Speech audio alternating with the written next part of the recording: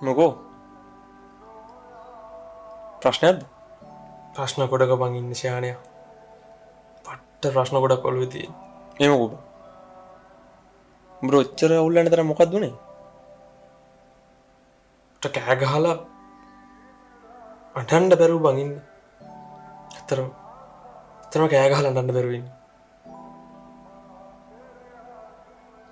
මොකද කරන්න කියලා මම හිතා ගන්න බැරුව ඉන්නේ. මට හිතෙන වෙලාවකට එළියට ගිහිල්ලා කෑ ගහලා අඬන්න. ඒත් බං අඬන්න බෑනේ. ඉතින් අඬපන්. උඹට අඬන්න එපා කියලා කවුරුත් කියලා නැහැනේ. ඔය ඕන තරම් තියෙන්නේ බං ඔය මිනිස්සු නැති තැන. එතනට ගිහලා අඬපන්, ගෙදර අඬපන්, උඹට ඔන්න උතන අඬපන්. මම උඹට අඬන්න එපා කිව්වේ නෑනේ. උඹ අඬපන්. ඇඬුවා කියලා බෑගෙන් කෑල්ලක් කියන්නේ නෑනේ. ඇයිද උඹට අඬන්න බැරි? පිරිමි කියලා නම ගෑවිලා තියෙන හින්දාද? නැහැ ඉතින් මිනිස්සු කියනවනේ බං පිරිමි අඬන්නේ නැහැ කියලා. කොහොමද ඉතින් එළියට ගිහලා අඬන්නේ? යකෝ අපිට වරදින්නේ ඔන්න ඔය තැනදී බං. පිරිමි පව් කියලා අපිට දැනෙන තැනදී අපි මාර්ගයට අසරණ වෙනවා. තරම ඔබ නදනුවත් ඔබ දන්නේ නැතුණාට ඕන තරම් පිරිමි මේ ලෝකේ අඬනවා ඔබ. පිරිමි අඬනවා. හොරෙන්. එළියට ගිහිල්ලා සමාජයට ගිහිල්ලා මිනිස්සුන්ට පේන්න අඬන්නේ නැහැ. ගෙදර කාටවත් කී අඬන්නේ නැහැ. හොරෙන් අඬනවා. සමහරක් දන්නවා ඇති. සමහරක් කොල්ල දන්නවා ඇති. ඒ කොල්ල නිදාගන්න කොට්ටේ කතා කරන්න පුළුවන් නම් ඒ කොට්ටේ කියයි ඒ කොල්ල අඬපු තරම. සමහරක් කාමරය ඇතුලේ කොල්ල තනි වෙච්ච විදිහෙන් කියයි ඒ කාමර වලට කතා කරන්න පුළුවන් නම් කියයි කොල්ල අඬපු ඇඬිලි. පිරිමි අඬනවා. සමහරක් පිරිමි අඬනවා බං කඳුළු වෙන්නේ හිත යටේ. ඕන තරම් මම දැකලා තියෙනවා. මට ඒ කාලෙක තේරුන්නේ නැහැ. මට එක දවසක් මතකයි අපිට ඉච්චර එක තේරෙන්නේ නැති කාලේ මම හොඳට සෙල්ලම් කරගෙන හිටියා මිදුලේ. සමහරක් කාලවකෝණ තිබ්බා අපේ පවුලේ සෑහෙන සල්ලි ප්‍රශ්න තිබ්බනේ බං.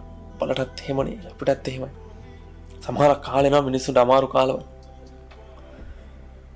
තාත්තා පුටුවක් තියාගෙන මිදුලේ කොන කරලා ඉඳගෙන හිටියා.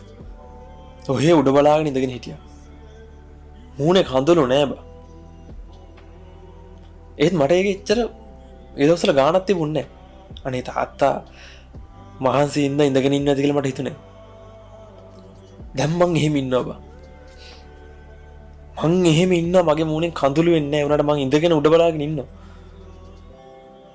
ඒ වුණාට කඳුළු ආවේ නැතුණාට අඬනවා බං. පිරිමි අඬනවා කියන්නේ යන්නේ ඒකටයි. පිරිමි අඬනවා හොරෙන් කියන්නේ යන්නේ ඒකටයි. ඔබ කියන කතාව හරි බං. ඇත්තටම ඔබ කියන කතාව හරි බං. මටත් සෑහෙන්නේ ඒක දැකලා තියෙනවා. අපි තාත්තත් ඔය වගේ ඉඳලා තියෙනවා මම ඕන තරම් දැකලා තියෙනවා. බයි මා රටේ එද්දි කොච්චර අමාරුවෙන්ද අපි එතනින් ආවෙනේ. තාත්තා අඬනවා දකිද්දි ජීවිතේට අපි එහෙම දෙයක් හිතුවේ නෑනේ බං. මන්න ජීවිතේටවත් හිතුවේ නෑ එහෙම දෙයක්. අපිට බලන් ඉන්න බැරුණා ඒක. අපිට ප්‍රශ්න එනවා ඇති. අපිට ප්‍රශ්න සෑහෙන එනවා ඇති. කෑ ගහලා කාටවත් කියන්න බැරුව ඇති මේ ප්‍රශ්නේ මට මෙහෙම ප්‍රශ්නයක් තියෙනවා කියලා. ඉවසගෙන ඉඳපන්. ඔබ කතාවක් අහලා නැද්ද? ගෑනුයි පිරිමි ප්‍රශ්න විසඳන්න විදිය දෙකකටනේ බං. හේතුව තමයි ගෑනු ගොඩක් වෙලාවට ප්‍රශ්නේ එතනින් විසඳ ගන්න කොහොමද try කරගෙන යන්නේ.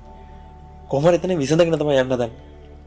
මිනිස්සු ගොඩක් බලන්නේ පිරිමි ගොඩක් බලන්නේ ඒ ප්‍රශ්නේ වටෙන් ගිහිල්ලා කොහොමද ඉස්සරහට යන්නේ. එතකොට අපේ ඔලුවට එන ප්‍රශ්න කන්දරාව වැඩි. අපි අර පරණ ප්‍රශ්න විසඳන්න try කරන්නේ. පිරිමි ගොඩක් දේවල් කල්පනා කරනවා.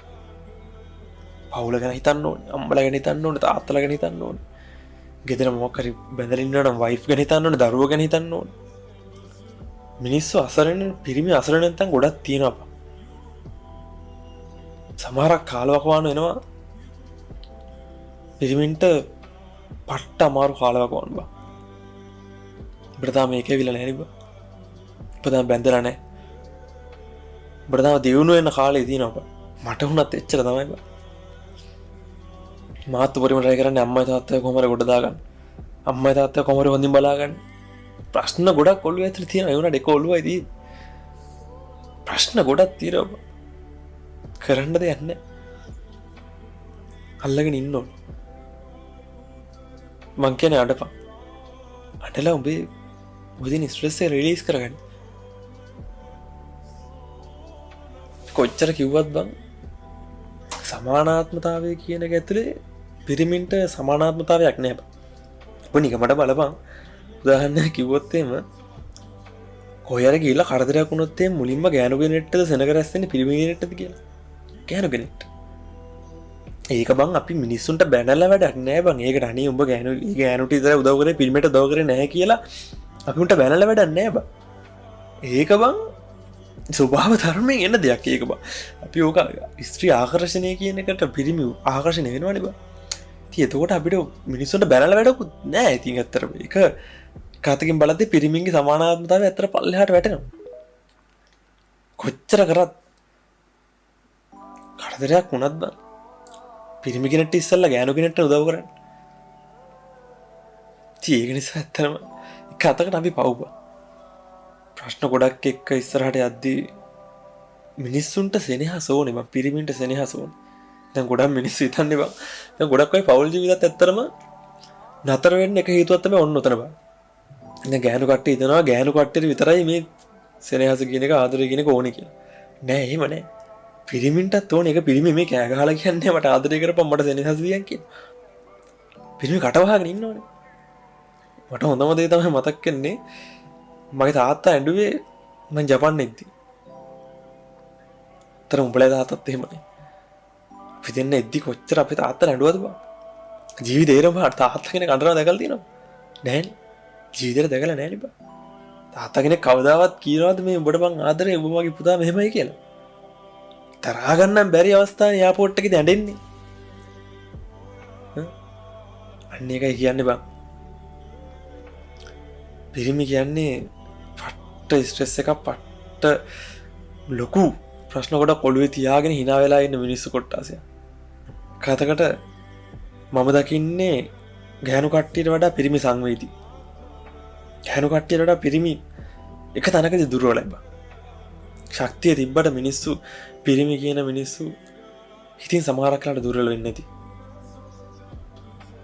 ඒක පිටට පේන්නේ නැත්තේ ලේබල් එකක් ගහලා දිනනනේ බං අපේ නම උඩින් පිරිමි කියලා. අන්නේ ලේබල් එකේ හින්දා අපිට අඬන්න බෑ. කොහෙවත් ගිහිල්ලා මිනිස්සු ඉස්සරහා කියන්න බෑ මට උදව් කරන්න කියලා. කිය ගෑනු කෙනෙක්ගෙන් උදව්වක් ඉල්ලන්න බෑ. ඔන්න ඔය ලේබල් එකේ හින්දානේ බං අපිට කායෙන්වත් උදව්වක්වත් ඉල්ලන්න බැරි. ඒක නිසා මම උඹට කියන්නේ ප්‍රශ්න තිබ්බ කියලා අඬන්න නැතුව ඉන්නවත් මේ කාටවත් කියන්න නැතුව ඉන්නවත් එහෙම හිතන්න එපා. ප්‍රශ්නක් තියෙනවා නම් අම්මට හරි කියපන්. කෙල්ලට හරි කියපන්. අඬපන්. කොහේ මෙතනට හැලෙන අඬපන්. උඹට ඇඬුවා කියලා ඔබේ පිළිමකම නැති වෙන්නවත් මෙහෙම එකක් නැහැ. කීමක් ගහගනි. මතක තියාගනි. කොච්චර කරත් තමන්ට විතරයි. තමන් ගේම ගහගත්තොත් තමයි හැමදේම ලැබෙන්නේ. තේරෙන නම්බුනාම යාන වාහන ගරුත්වය හැමදේම තමන් ගහගන්න ගේම මත පදනම් වෙන්නේ. කොච්චර කරත් ඒක එහෙම. ඒක නිසා ඔළුවෙන් හිතලා වැඩ කරපන්. උඹට හරියයි බා. බොයි හිතන දේ ඔබ කරන දේ හැමදේම හරියයි. ගේමක් ගහපන්. Sarusara doyang mal Biden na kale hulang rel Apita po arungal Paben na prana sarungal Pinagda kaindul Tabasaka baby raja bojun Tokita mapana piting Lasaka hina karatiyang